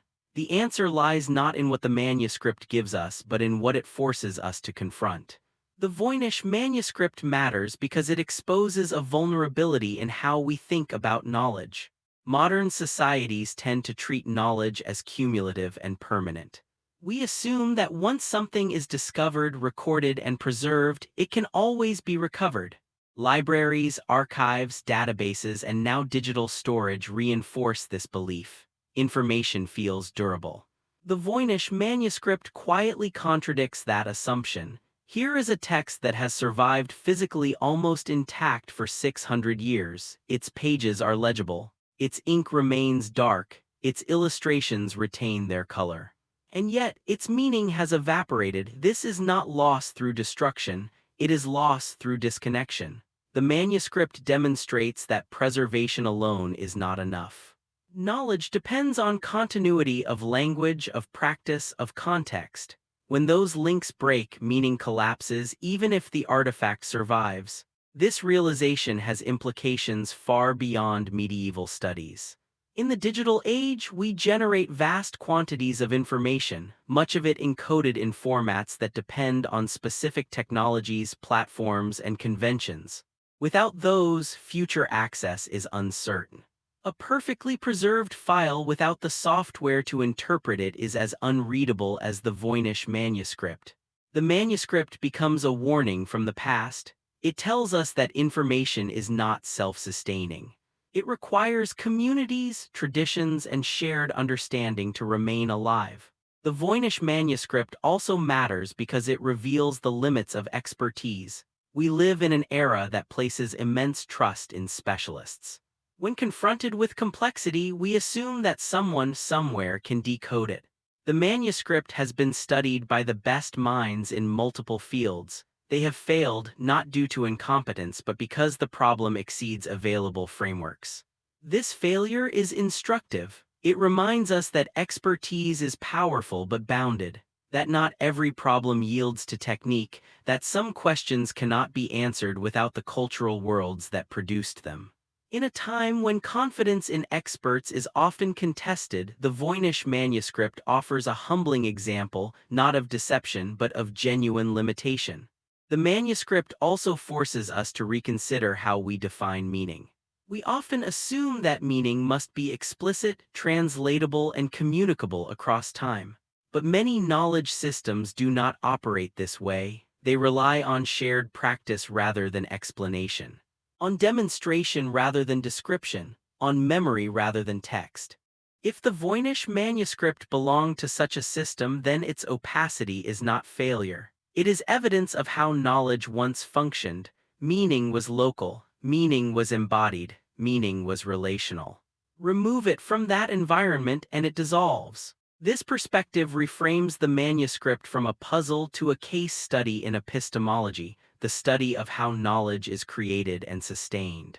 It also explains why the manuscript continues to provoke fascination rather than frustration alone. Humans are drawn to boundaries. We are curious about what lies just beyond reach. The Voynich Manuscript marks such a boundary, not of intelligence but of access.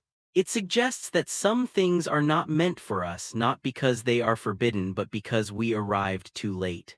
This sense of temporal exclusion resonates deeply in the modern world. Rapid technological change, accelerating cultural shifts, and the erosion of long-standing traditions create similar experiences of disorientation. We encounter systems we rely on but do not fully understand: algorithms, global networks, institutional structures. The Voynich Manuscript becomes a metaphor, a symbol of living amid complexity without mastery. Finally, the manuscript matters because it preserves uncertainty itself. In a culture that prizes resolution, closure, and answers, the Voynich Manuscript refuses all three. It resists final interpretation. It denies the satisfaction of solution, and in doing so, it performs a rare function. It teaches us how to live with not knowing. This does not mean surrendering curiosity. Scholars continue to study the manuscript. New tools are applied, new theories are tested, but the tone has changed. There is less triumphalism, more humility. The manuscript has shifted the question from what does it say to what does it tell us about ourselves, about our assumptions, about our expectations, about our discomfort with silence. In this sense, the Voynich Manuscript is not a failure of scholarship. It is a success of perspective. It reminds us that mystery is not always a problem to be eliminated. Sometimes it is a condition to be understood. And perhaps that is why, 600 years after it was written, the Voynich Manuscript remains alive, not as a source of answers but as a companion to inquiry. History is filled with mysteries. Most of them fade. Lost cities are found. Ancient scripts are deciphered. Puzzles that once consumed generations eventually yield to patience, method, and luck. When they do, they pass quietly into textbooks and footnotes, their power diminished by familiarity. The Voynich manuscript has not followed this path. Instead of fading, it has grown more prominent with time. Each failed attempt to explain it has not weakened its hold but strengthened it. This endurance is not accidental. It reveals something fundamental about how humans relate to uncertainty and meaning. Some mysteries persist because they resist incorporation into narrative. Most historical problems can be framed as stories with beginnings, conflicts, and resolutions. Even when tragic, they make sense. The Voynich manuscript does not. It refuses narrative closure. There is no rise and fall, no clear purpose, no identifiable lesson embedded in its content. This absence of narrative resolution keeps the manuscript suspended in cultural memory. It never becomes settled. As a result, it remains available for reinterpretation. Each generation approaches it with new tools, new anxieties, and new intellectual frameworks. Linguists see language, cryptographers see code, computer scientists see pattern recognition problems. Philosophers see epistemological limits. The manuscript adapts not because it changes but because we do. This adaptability is one reason unsolved artifacts endure longer than solved ones. Once something is explained, it becomes static. Once it is classified, it stops inviting imagination. The Voynich manuscript resists classification. It also occupies a rare position between disciplines. It is not purely historical, not purely linguistic, not purely artistic, not purely scientific. It exists at their intersection, frustrating attempts to isolate it within a single field. This interdisciplinarity keeps it alive. No one discipline can claim authority over it. No one method can exhaust it. As a result, the manuscript becomes a shared problem, a point of convergence where different ways of knowing collide. This collision is productive. It exposes the assumptions each discipline brings. Linguistics assumes language must map to speech. Cryptography assumes meaning is hidden, not absent. Computer science assumes patterns imply process. History assumes context can be reconstructed. The Voynich manuscript challenges all of these assumptions without fully rejecting any of them. It reveals that our methods are powerful but conditional. Another reason the manuscript endures lies in its emotional effect. Unsolved mysteries provoke discomfort, but they also provoke engagement. They invite participation. Anyone can look at the Voynich manuscript and feel the pull of curiosity. The barrier to entry is low. The barrier to resolution is absolute. This creates a unique psychological space. The manuscript belongs to everyone and no one. It democratizes wonder while resisting expertise. This is rare in historical artifacts which often require specialized knowledge to appreciate. In this sense, the Voynich manuscript functions almost like a modern myth. Not a story with fixed meaning but a structure that absorbs meaning. It reflects the concerns of those who encounter it. In times of technological optimism, it appears as a challenge to be solved. In times of uncertainty, it appears as a warning about limits. Its meaning shifts because it has no fixed interpretation. This quality connects the manuscript to broader cultural patterns. Throughout history, societies have preserved objects whose original meanings were lost but whose presence remained powerful. Stone circles, ritual masks, symbolic carvings, many outlived the cultures that produced them. Their ambiguity allowed later societies to reinterpret them, sometimes incorrectly but always meaningfully. The Voynich manuscript belongs to this category.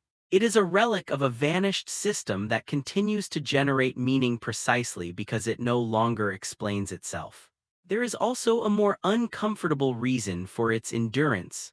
The manuscript challenges modern confidence in progress. We like to believe that the future always understands the past better than the past understood itself. That knowledge accumulates, that tools improve, that ignorance shrinks. The Voynich manuscript disrupts this belief. It suggests that understanding can move sideways or even backward. That certain forms of knowledge do not translate across time, that progress in one domain does not guarantee access in another. This realization is deeply unsettling, especially in an era defined by rapid change. The manuscript becomes a quiet reminder that history does not move in straight lines, that intellectual ecosystems can collapse, that continuity matters more than sophistication, and yet the manuscript does not inspire despair. Instead, it invites a different posture, humility. It encourages scholars to acknowledge uncertainty without surrendering rigor. It encourages curiosity without the demand for resolution.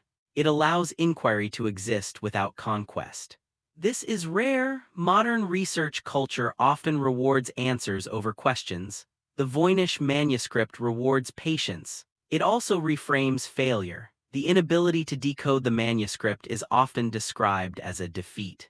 But from another perspective, it is a success, a demonstration of methodological honesty. Scholars have resisted the temptation to force conclusions where evidence does not support them. This restraint preserves credibility. In a world increasingly saturated with speculation presented as fact, the Voynich Manuscript stands as a case where restraint is valued over certainty. Finally, the manuscript endures because it remains physically present. It is not a rumor, it is not a lost reference. It is a tangible object that can be seen, studied, and revisited. Its pages are real, its ink is real, its silence is real. This material presence anchors the mystery. It ensures that the question does not disappear into abstraction. The Voynich Manuscript continues to exist not as an answer waiting to be found, but as a conversation that never quite ends. And perhaps that is why it matters. Not because it will someday be solved, but because it reminds us that understanding is not the only measure of value. Sometimes the questions that remain open shape us more than the answers we possess. As the Voynich Manuscript continues to resist interpretation, a subtle but important question has emerged within scholarly circles. Should it be solved at all? At first glance, this may sound absurd. Scholarship, after all, is built on the pursuit of understanding.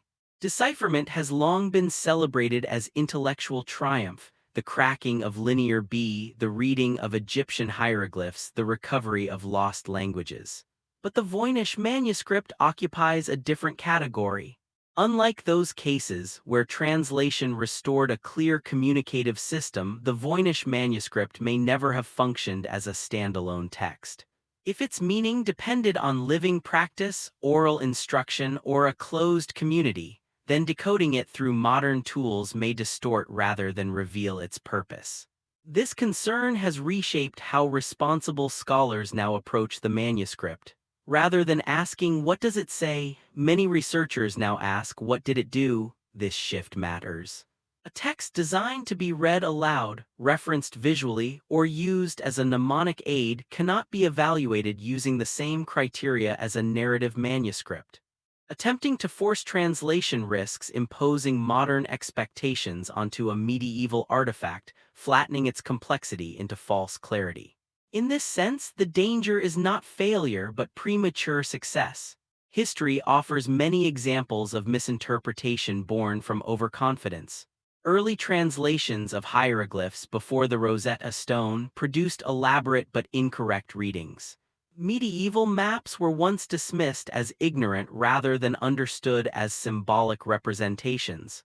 In each case, misunderstanding came not from ignorance but from certainty. The Voynich Manuscript demands restraint. This is particularly important as artificial intelligence becomes more powerful.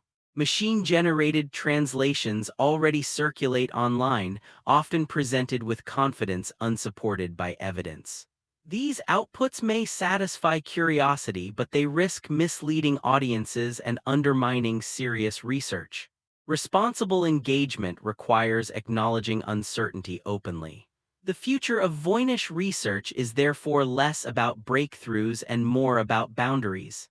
Scholars increasingly focus on contextual reconstruction rather than decoding. They examine materials, pigments, binding techniques, and illustration styles. They study parallels in medical, astrological, and philosophical manuscripts of the same period. This approach does not promise dramatic revelation, but it promises honesty. There is also a growing recognition that the manuscript's value lies in its resistance. It functions as a counterexample, a case that exposes the limits of our methods and assumptions. In doing so, it improves scholarship by forcing methodological reflection. What assumptions do we bring to texts? What counts as evidence? When does interpretation become projection? The Voynich Manuscript keeps these questions alive. Another emerging perspective considers the manuscript's cultural role in the present. Regardless of its original purpose, it now exists as a shared symbol. It represents mystery, loss, and intellectual humility. It has inspired art, fiction, and philosophical reflection. Attempting to solve it at any cost risks diminishing that role. This does not mean abandoning research. It means redefining success. Success may lie in understanding why the manuscript resists us, not in conquering it, but in learning from that resistance. This is a difficult posture to maintain. Modern culture rewards answers, not limits. Closure is valued. Ambiguity is treated as weakness. Yet the Voynich Manuscript insists on ambiguity. It invites a different ethic of engagement, one grounded in patience, openness, and respect for historical distance. There is also an ethical dimension regarding authorship. Whoever created the manuscript did so within a specific context, for a specific audience. If the text was intended to remain restricted, then forcing interpretation may violate that intent. This is not an argument against study, but a reminder that historical artifacts are not neutral data. They are products of human choices. Respecting those choices, even when we do not understand them, is part of responsible scholarship. Looking ahead, the Voynich Manuscript will almost certainly continue to attract attention. New technologies will be applied, new theories will emerge, claims of decoding will resurface periodically. Most will fail, and that is acceptable. The manuscript has endured because it withstands certainty. It filters speculation. It rewards careful thought over dramatic claims. In this sense, it has already achieved something remarkable. It has taught generations of scholars how to live with uncertainty. It has shown that not knowing is not the same as ignorance. That unanswered questions can deepen understanding rather than diminish it. That mystery can be productive. As research continues, the most meaningful progress may not be linguistic or cryptographic, but philosophical. The Voynich Manuscript encourages us to ask not only what we know, but how we know it and what we expect knowledge to be. It reminds us that history is not a puzzle box designed for modern minds. It is a landscape shaped by vanished worlds, incomplete records, and fragile continuities. Some paths end. Some systems dissolve. And some books remain not as answers but as witnesses to the complexity of human thought. As the Voynich Manuscript recedes from the center of active decoding efforts and settles into its place as a long-term enigma, its significance begins to shift. The question, "What does it say?" slowly gives way to a quieter, more difficult question: what does it represent? In confronting that question, the manuscript stops being merely a puzzle and becomes a symbol of how knowledge lives, dies, and sometimes leaves behind only its shell. The most unsettling possibility raised by the Voynich Manuscript is not that it contains secret knowledge, but that it contains ordinary knowledge that once made perfect sense. Knowledge so embedded in daily practice, belief, and training that it never needed explanation. Knowledge that functioned smoothly inside a living system and collapsed instantly once that system disappeared. In this reading, the manuscript is not a failed attempt at communication. It is a successful artifact from a world that no longer exists. History is filled with such moments, though they rarely survive so clearly. Agricultural calendars cease to matter when farming practices change. Ritual manuals lose meaning when rituals stop being performed. Medical texts become unintelligible when theories of the body are replaced. What makes the Voynich Manuscript unusual is that it preserved everything except comprehension. Its material form survived wars, institutional collapse, and centuries of neglect. Its intellectual environment did not. This disconnect exposes a truth that modern societies often overlook. Knowledge is not stored in objects alone. It lives in habits, languages, assumptions, and shared ways of seeing. Remove those, and even the most carefully preserved texts become silent. The manuscript forces us to confront how fragile intellectual ecosystems really are. We often imagine the medieval world as intellectually primitive, but the Voynich Manuscript contradicts that caricature. It reveals a mind, or minds, capable of complex abstraction, systematic organization, and visual symbolic thinking. This was not ignorance, it was sophistication operating under a different logic, and that logic did not survive. Perhaps it was replaced by better systems, perhaps it was abandoned because it failed. Or perhaps it simply lost its institutional support. Whatever the reason, the manuscript remained behind like a fossil, evidence of intellectual life without its living function. This raises uncomfortable questions about our own era. We generate immense amounts of specialized knowledge, scientific models, technical languages, symbolic systems that depend on narrow communities of practice. If those communities disappear, how much of what we know will remain intelligible? Future historians may look at our data archives the way we look at the Voynich Manuscript, impressed by their structure, baffled by their content. The manuscript also represents the danger of assuming universality. Modern scholarship often assumes that knowledge seeks expansion, replication, and preservation, but many knowledge systems do not. Some are deliberately local. Some are intentionally restricted. Some are designed to function only within specific social bonds. The Voynich Manuscript may reflect such a system. If so, then our inability to read it is not a failure of intelligence but a consequence of exclusion across time. We are outsiders not because the manuscript hides meaning, but because it was never meant for us. This realization reframes curiosity itself. Rather than demanding access, it invites respect for distance. There is also a quieter lesson embedded in the manuscript's endurance, that not all loss is dramatic. We often imagine lost knowledge as destroyed by fire, conquest, or censorship. The Voynich Manuscript suggests a different model. Knowledge can fade simply because it is no longer useful, no longer transmitted, no longer supported. No catastrophe required, just gradual irrelevance. This kind of loss is harder to notice and harder to mourn. But it may be far more common. The manuscript becomes a monument to that subtle erosion. It also complicates how we think about progress. Progress narratives assume that what comes later is better than what came before. The Voynich Manuscript disrupts that assumption. It preserves evidence of a path not taken, an intellectual approach that did not feed directly into modern science or medicine.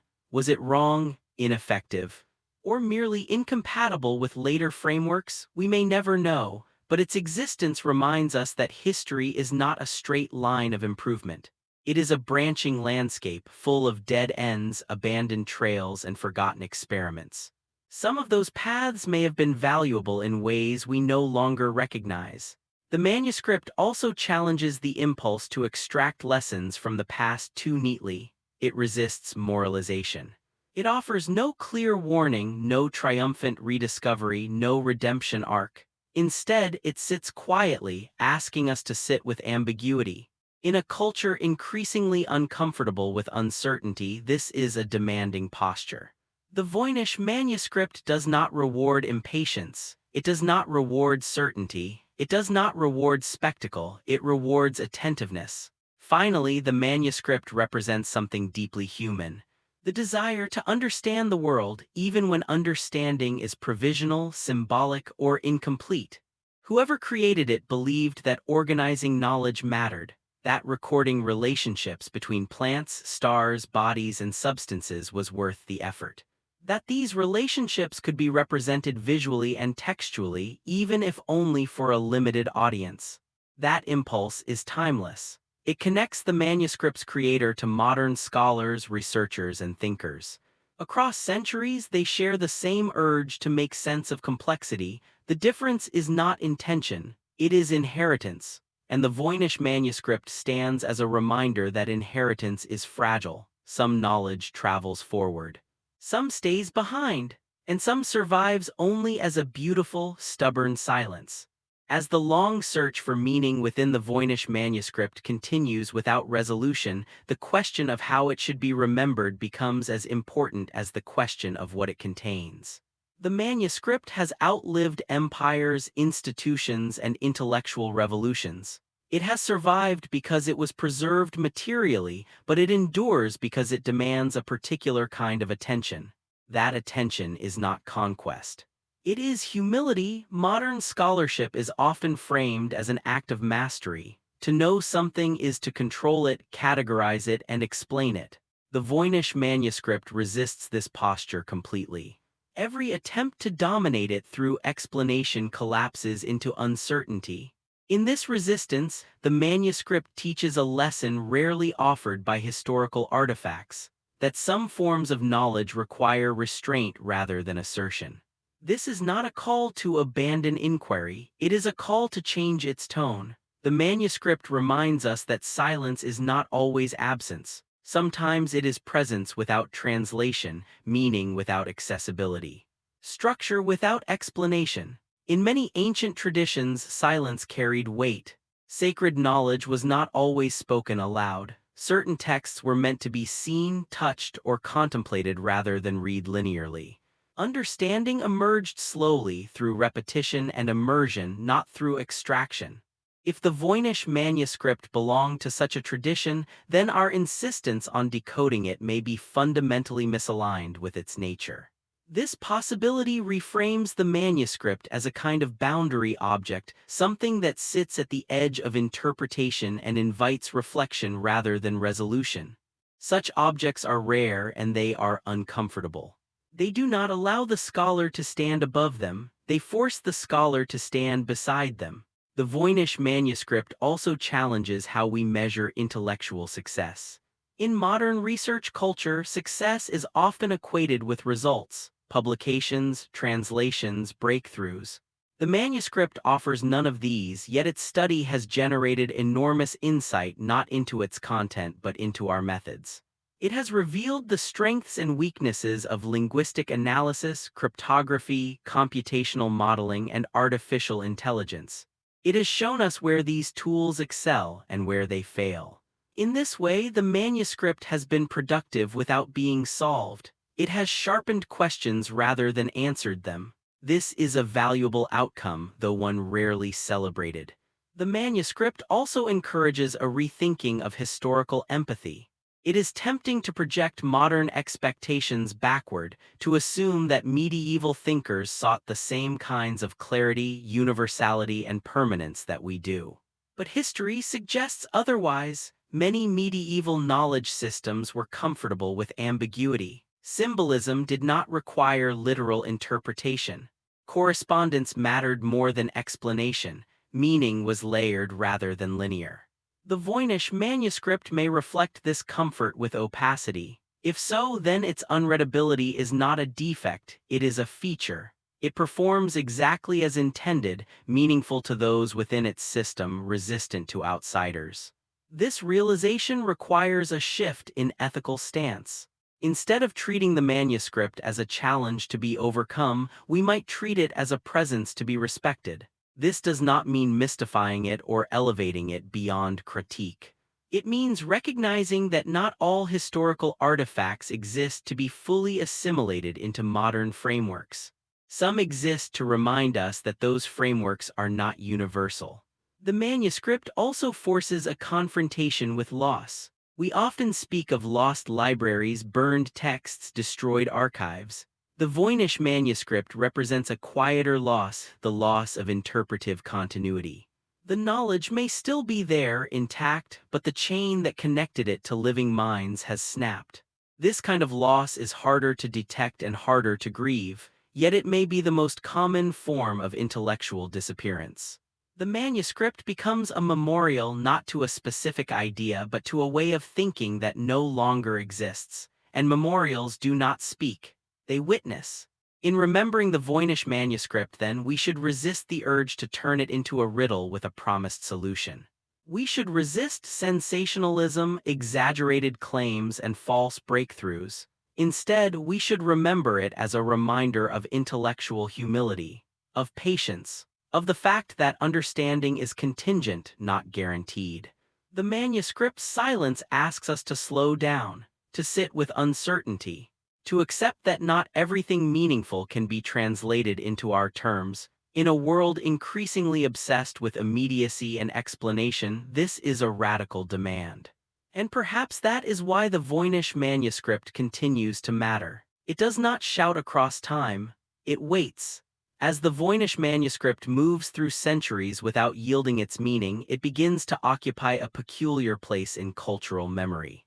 It is neither forgotten nor understood. It survives without resolution, present but unreachable. And this paradox, visibility without comprehension, gives it a unique power. Most books survive because they are read. The Voynich manuscript survives because it is not. This inversion forces us to reconsider what it means for knowledge to endure. Survival is often equated with transmission, ideas passed from mind to mind, generation to generation.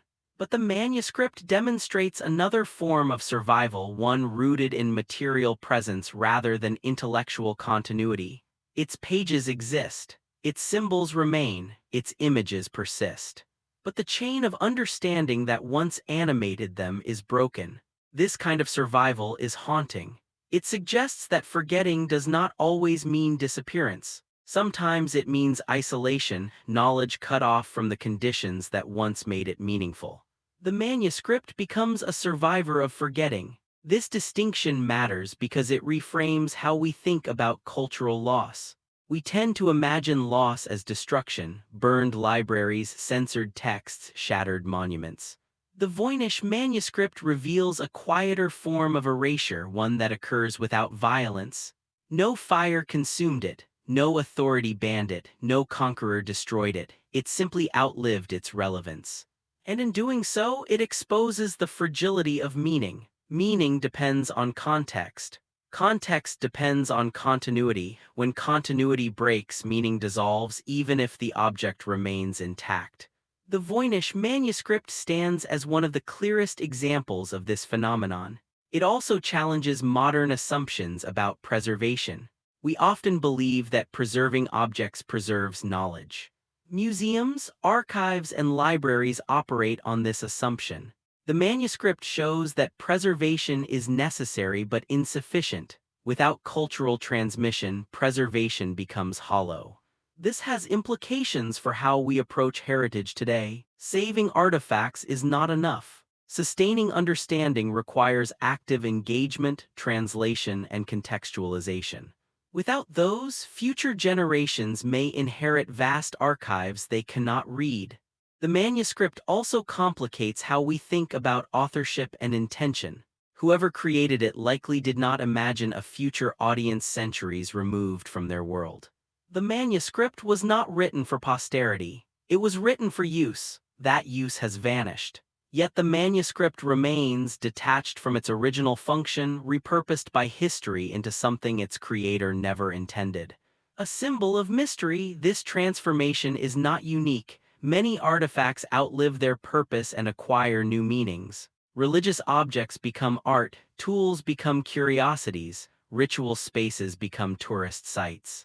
The Voynich manuscript has undergone a similar transformation from functional artifact to enigmatic relic. In this new role, it reflects the concerns of those who encounter it. In the early 20th century, it symbolized the promise of cryptography. In the mid-20th century, the limits of code breaking. In the digital age, the boundaries of artificial intelligence. Each era projects its anxieties onto it. This adaptability ensures its endurance. The manuscript is not static in meaning, even if its content is fixed. It evolves as a cultural object, absorbing new interpretations without confirming any of them. This fluidity makes it unusually resilient. Solved mysteries tend to settle, unsolved ones remain active. The Voynich manuscript remains active because it resists closure. It also offers a lesson in restraint. Modern culture often treats mystery as a flaw, a problem to be eliminated. The manuscript suggests an alternative view that mystery can be a stable state, that not knowing does not always require correction. This is a difficult lesson, especially in an era dominated by search engines, instant answers, and algorithmic certainty. The Voynich manuscript asks us to tolerate ambiguity without rushing to resolve it. It also invites reflection on the ethics of interpretation. Each proposed solution carries the risk of distortion. Declaring meaning where none can be demonstrated may satisfy curiosity but undermine truth.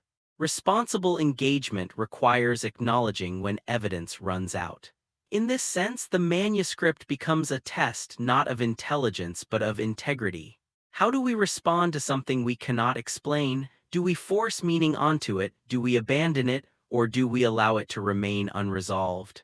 The way scholars have increasingly chosen the third option speaks to a maturation of historical method. It reflects a willingness to accept limits rather than deny them. The manuscript also stands as a counterweight to narratives of inevitability. It reminds us that intellectual history is not a march toward clarity. It is a landscape of experiments, many of which fail or fade. The knowledge that shapes our present is only a fraction of what once existed. The rest is gone or silent. The Voynich manuscript is one of the few artifacts that allows us to glimpse that silence directly. It does not tell us what was lost, it shows us that loss itself can be preserved. In doing so, it acquires a quiet dignity, not as a secret waiting to be revealed, but as a witness to the complexity of human thought and to the fact that not all of it survives translation across time. In the end, the Voynich manuscript does not demand to be solved. It demands something far more difficult: acceptance. After 6 centuries of survival and more than 100 years of modern scrutiny, the manuscript remains exactly what it has always been: a book that exists fully in the world, yet remains beyond our reach. Its pages are intact, its ink is legible, its illustrations are vivid, its structure is consistent, and still it does not speak to us. This silence is not dramatic, it does not announce itself with mystery or menace. It simply persists, page after page, century after century, and in that persistence lies its final power. Modern audiences often approach the Voynich manuscript with a question shaped by habit: when will it be solved? The assumption beneath this question is that every artifact exists in a state of temporary ignorance, waiting patiently for the right tool, the right mind, or the right moment. But the manuscript suggests a different possibility. What if it was never meant to be solved by us, not because it hides forbidden truths, but because it belonged to a world whose ways of knowing no longer exist? A world whose assumptions, practices, metaphors, and intellectual habits dissolved long ago. In that case, the manuscript is not broken, it is complete. It has fulfilled its purpose and outlived it. This realization requires a shift in how we understand historical artifacts. We often treat the past as a puzzle incomplete without our intervention. We imagine ourselves as the final audience, the inheritors entitled to full access. The Voynich manuscript quietly resists that entitlement. It reminds us that history is not obligated to explain itself to the present, that some things survive without instructions, that meaning can exist without permanence. The manuscript does not mock human curiosity. On the contrary, it has sustained curiosity across generations. Scholars have devoted careers to it. Codebreakers have tested their limits against it. Machines have analyzed it at scales unimaginable to its creator. None have prevailed. Yet none have rendered it meaningless. Instead, the manuscript has become something else, a marker of intellectual humility. It shows us the boundary where effort, intelligence, and technology no longer guarantee comprehension. It reveals that understanding depends not only on tools but on inheritance, on continuity of culture, language, and worldview. Without that continuity, even the clearest record becomes opaque. This is not a failure of scholarship. It is an honest encounter with historical distance. The Voynich Manuscript also offers a rare lesson in restraint. In an age defined by instant answers and algorithmic certainty, it refuses to be consumed quickly. It cannot be summarized, it cannot be reduced, it cannot be closed, it demands patience, and patience is no longer a common intellectual virtue. The manuscript teaches us how to remain present with uncertainty without rushing to eliminate it. It invites sustained attention without promising reward. It asks us to sit beside it rather than stand over it. There is dignity in that posture. There is also loss. The manuscript reminds us that entire systems of thought can vanish without drama. That knowledge does not always disappear in flames or censorship. Sometimes it fades quietly, carried away by changing priorities, abandoned practices, and forgotten languages. No villain is required, only time. And when such systems vanish, what remains may look like nonsense to those who arrive later. But nonsense is not the same as meaninglessness. It is often meaning deprived of its ecosystem.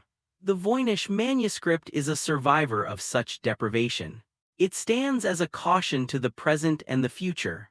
Our own knowledge systems, scientific, technical, digital, depend on contexts we take for granted. Without sustained transmission, they too may become unreadable, a database without software, a formula without convention, a language without speakers. The manuscript is not an anomaly, it is a preview, and yet it is not pessimistic. There is something quietly hopeful in the fact that the manuscript still invites attention, that it still draws people toward careful study rather than abandonment, that it continues to provoke thoughtful restraint rather than reckless certainty. It proves that mystery does not have to disappear to remain meaningful.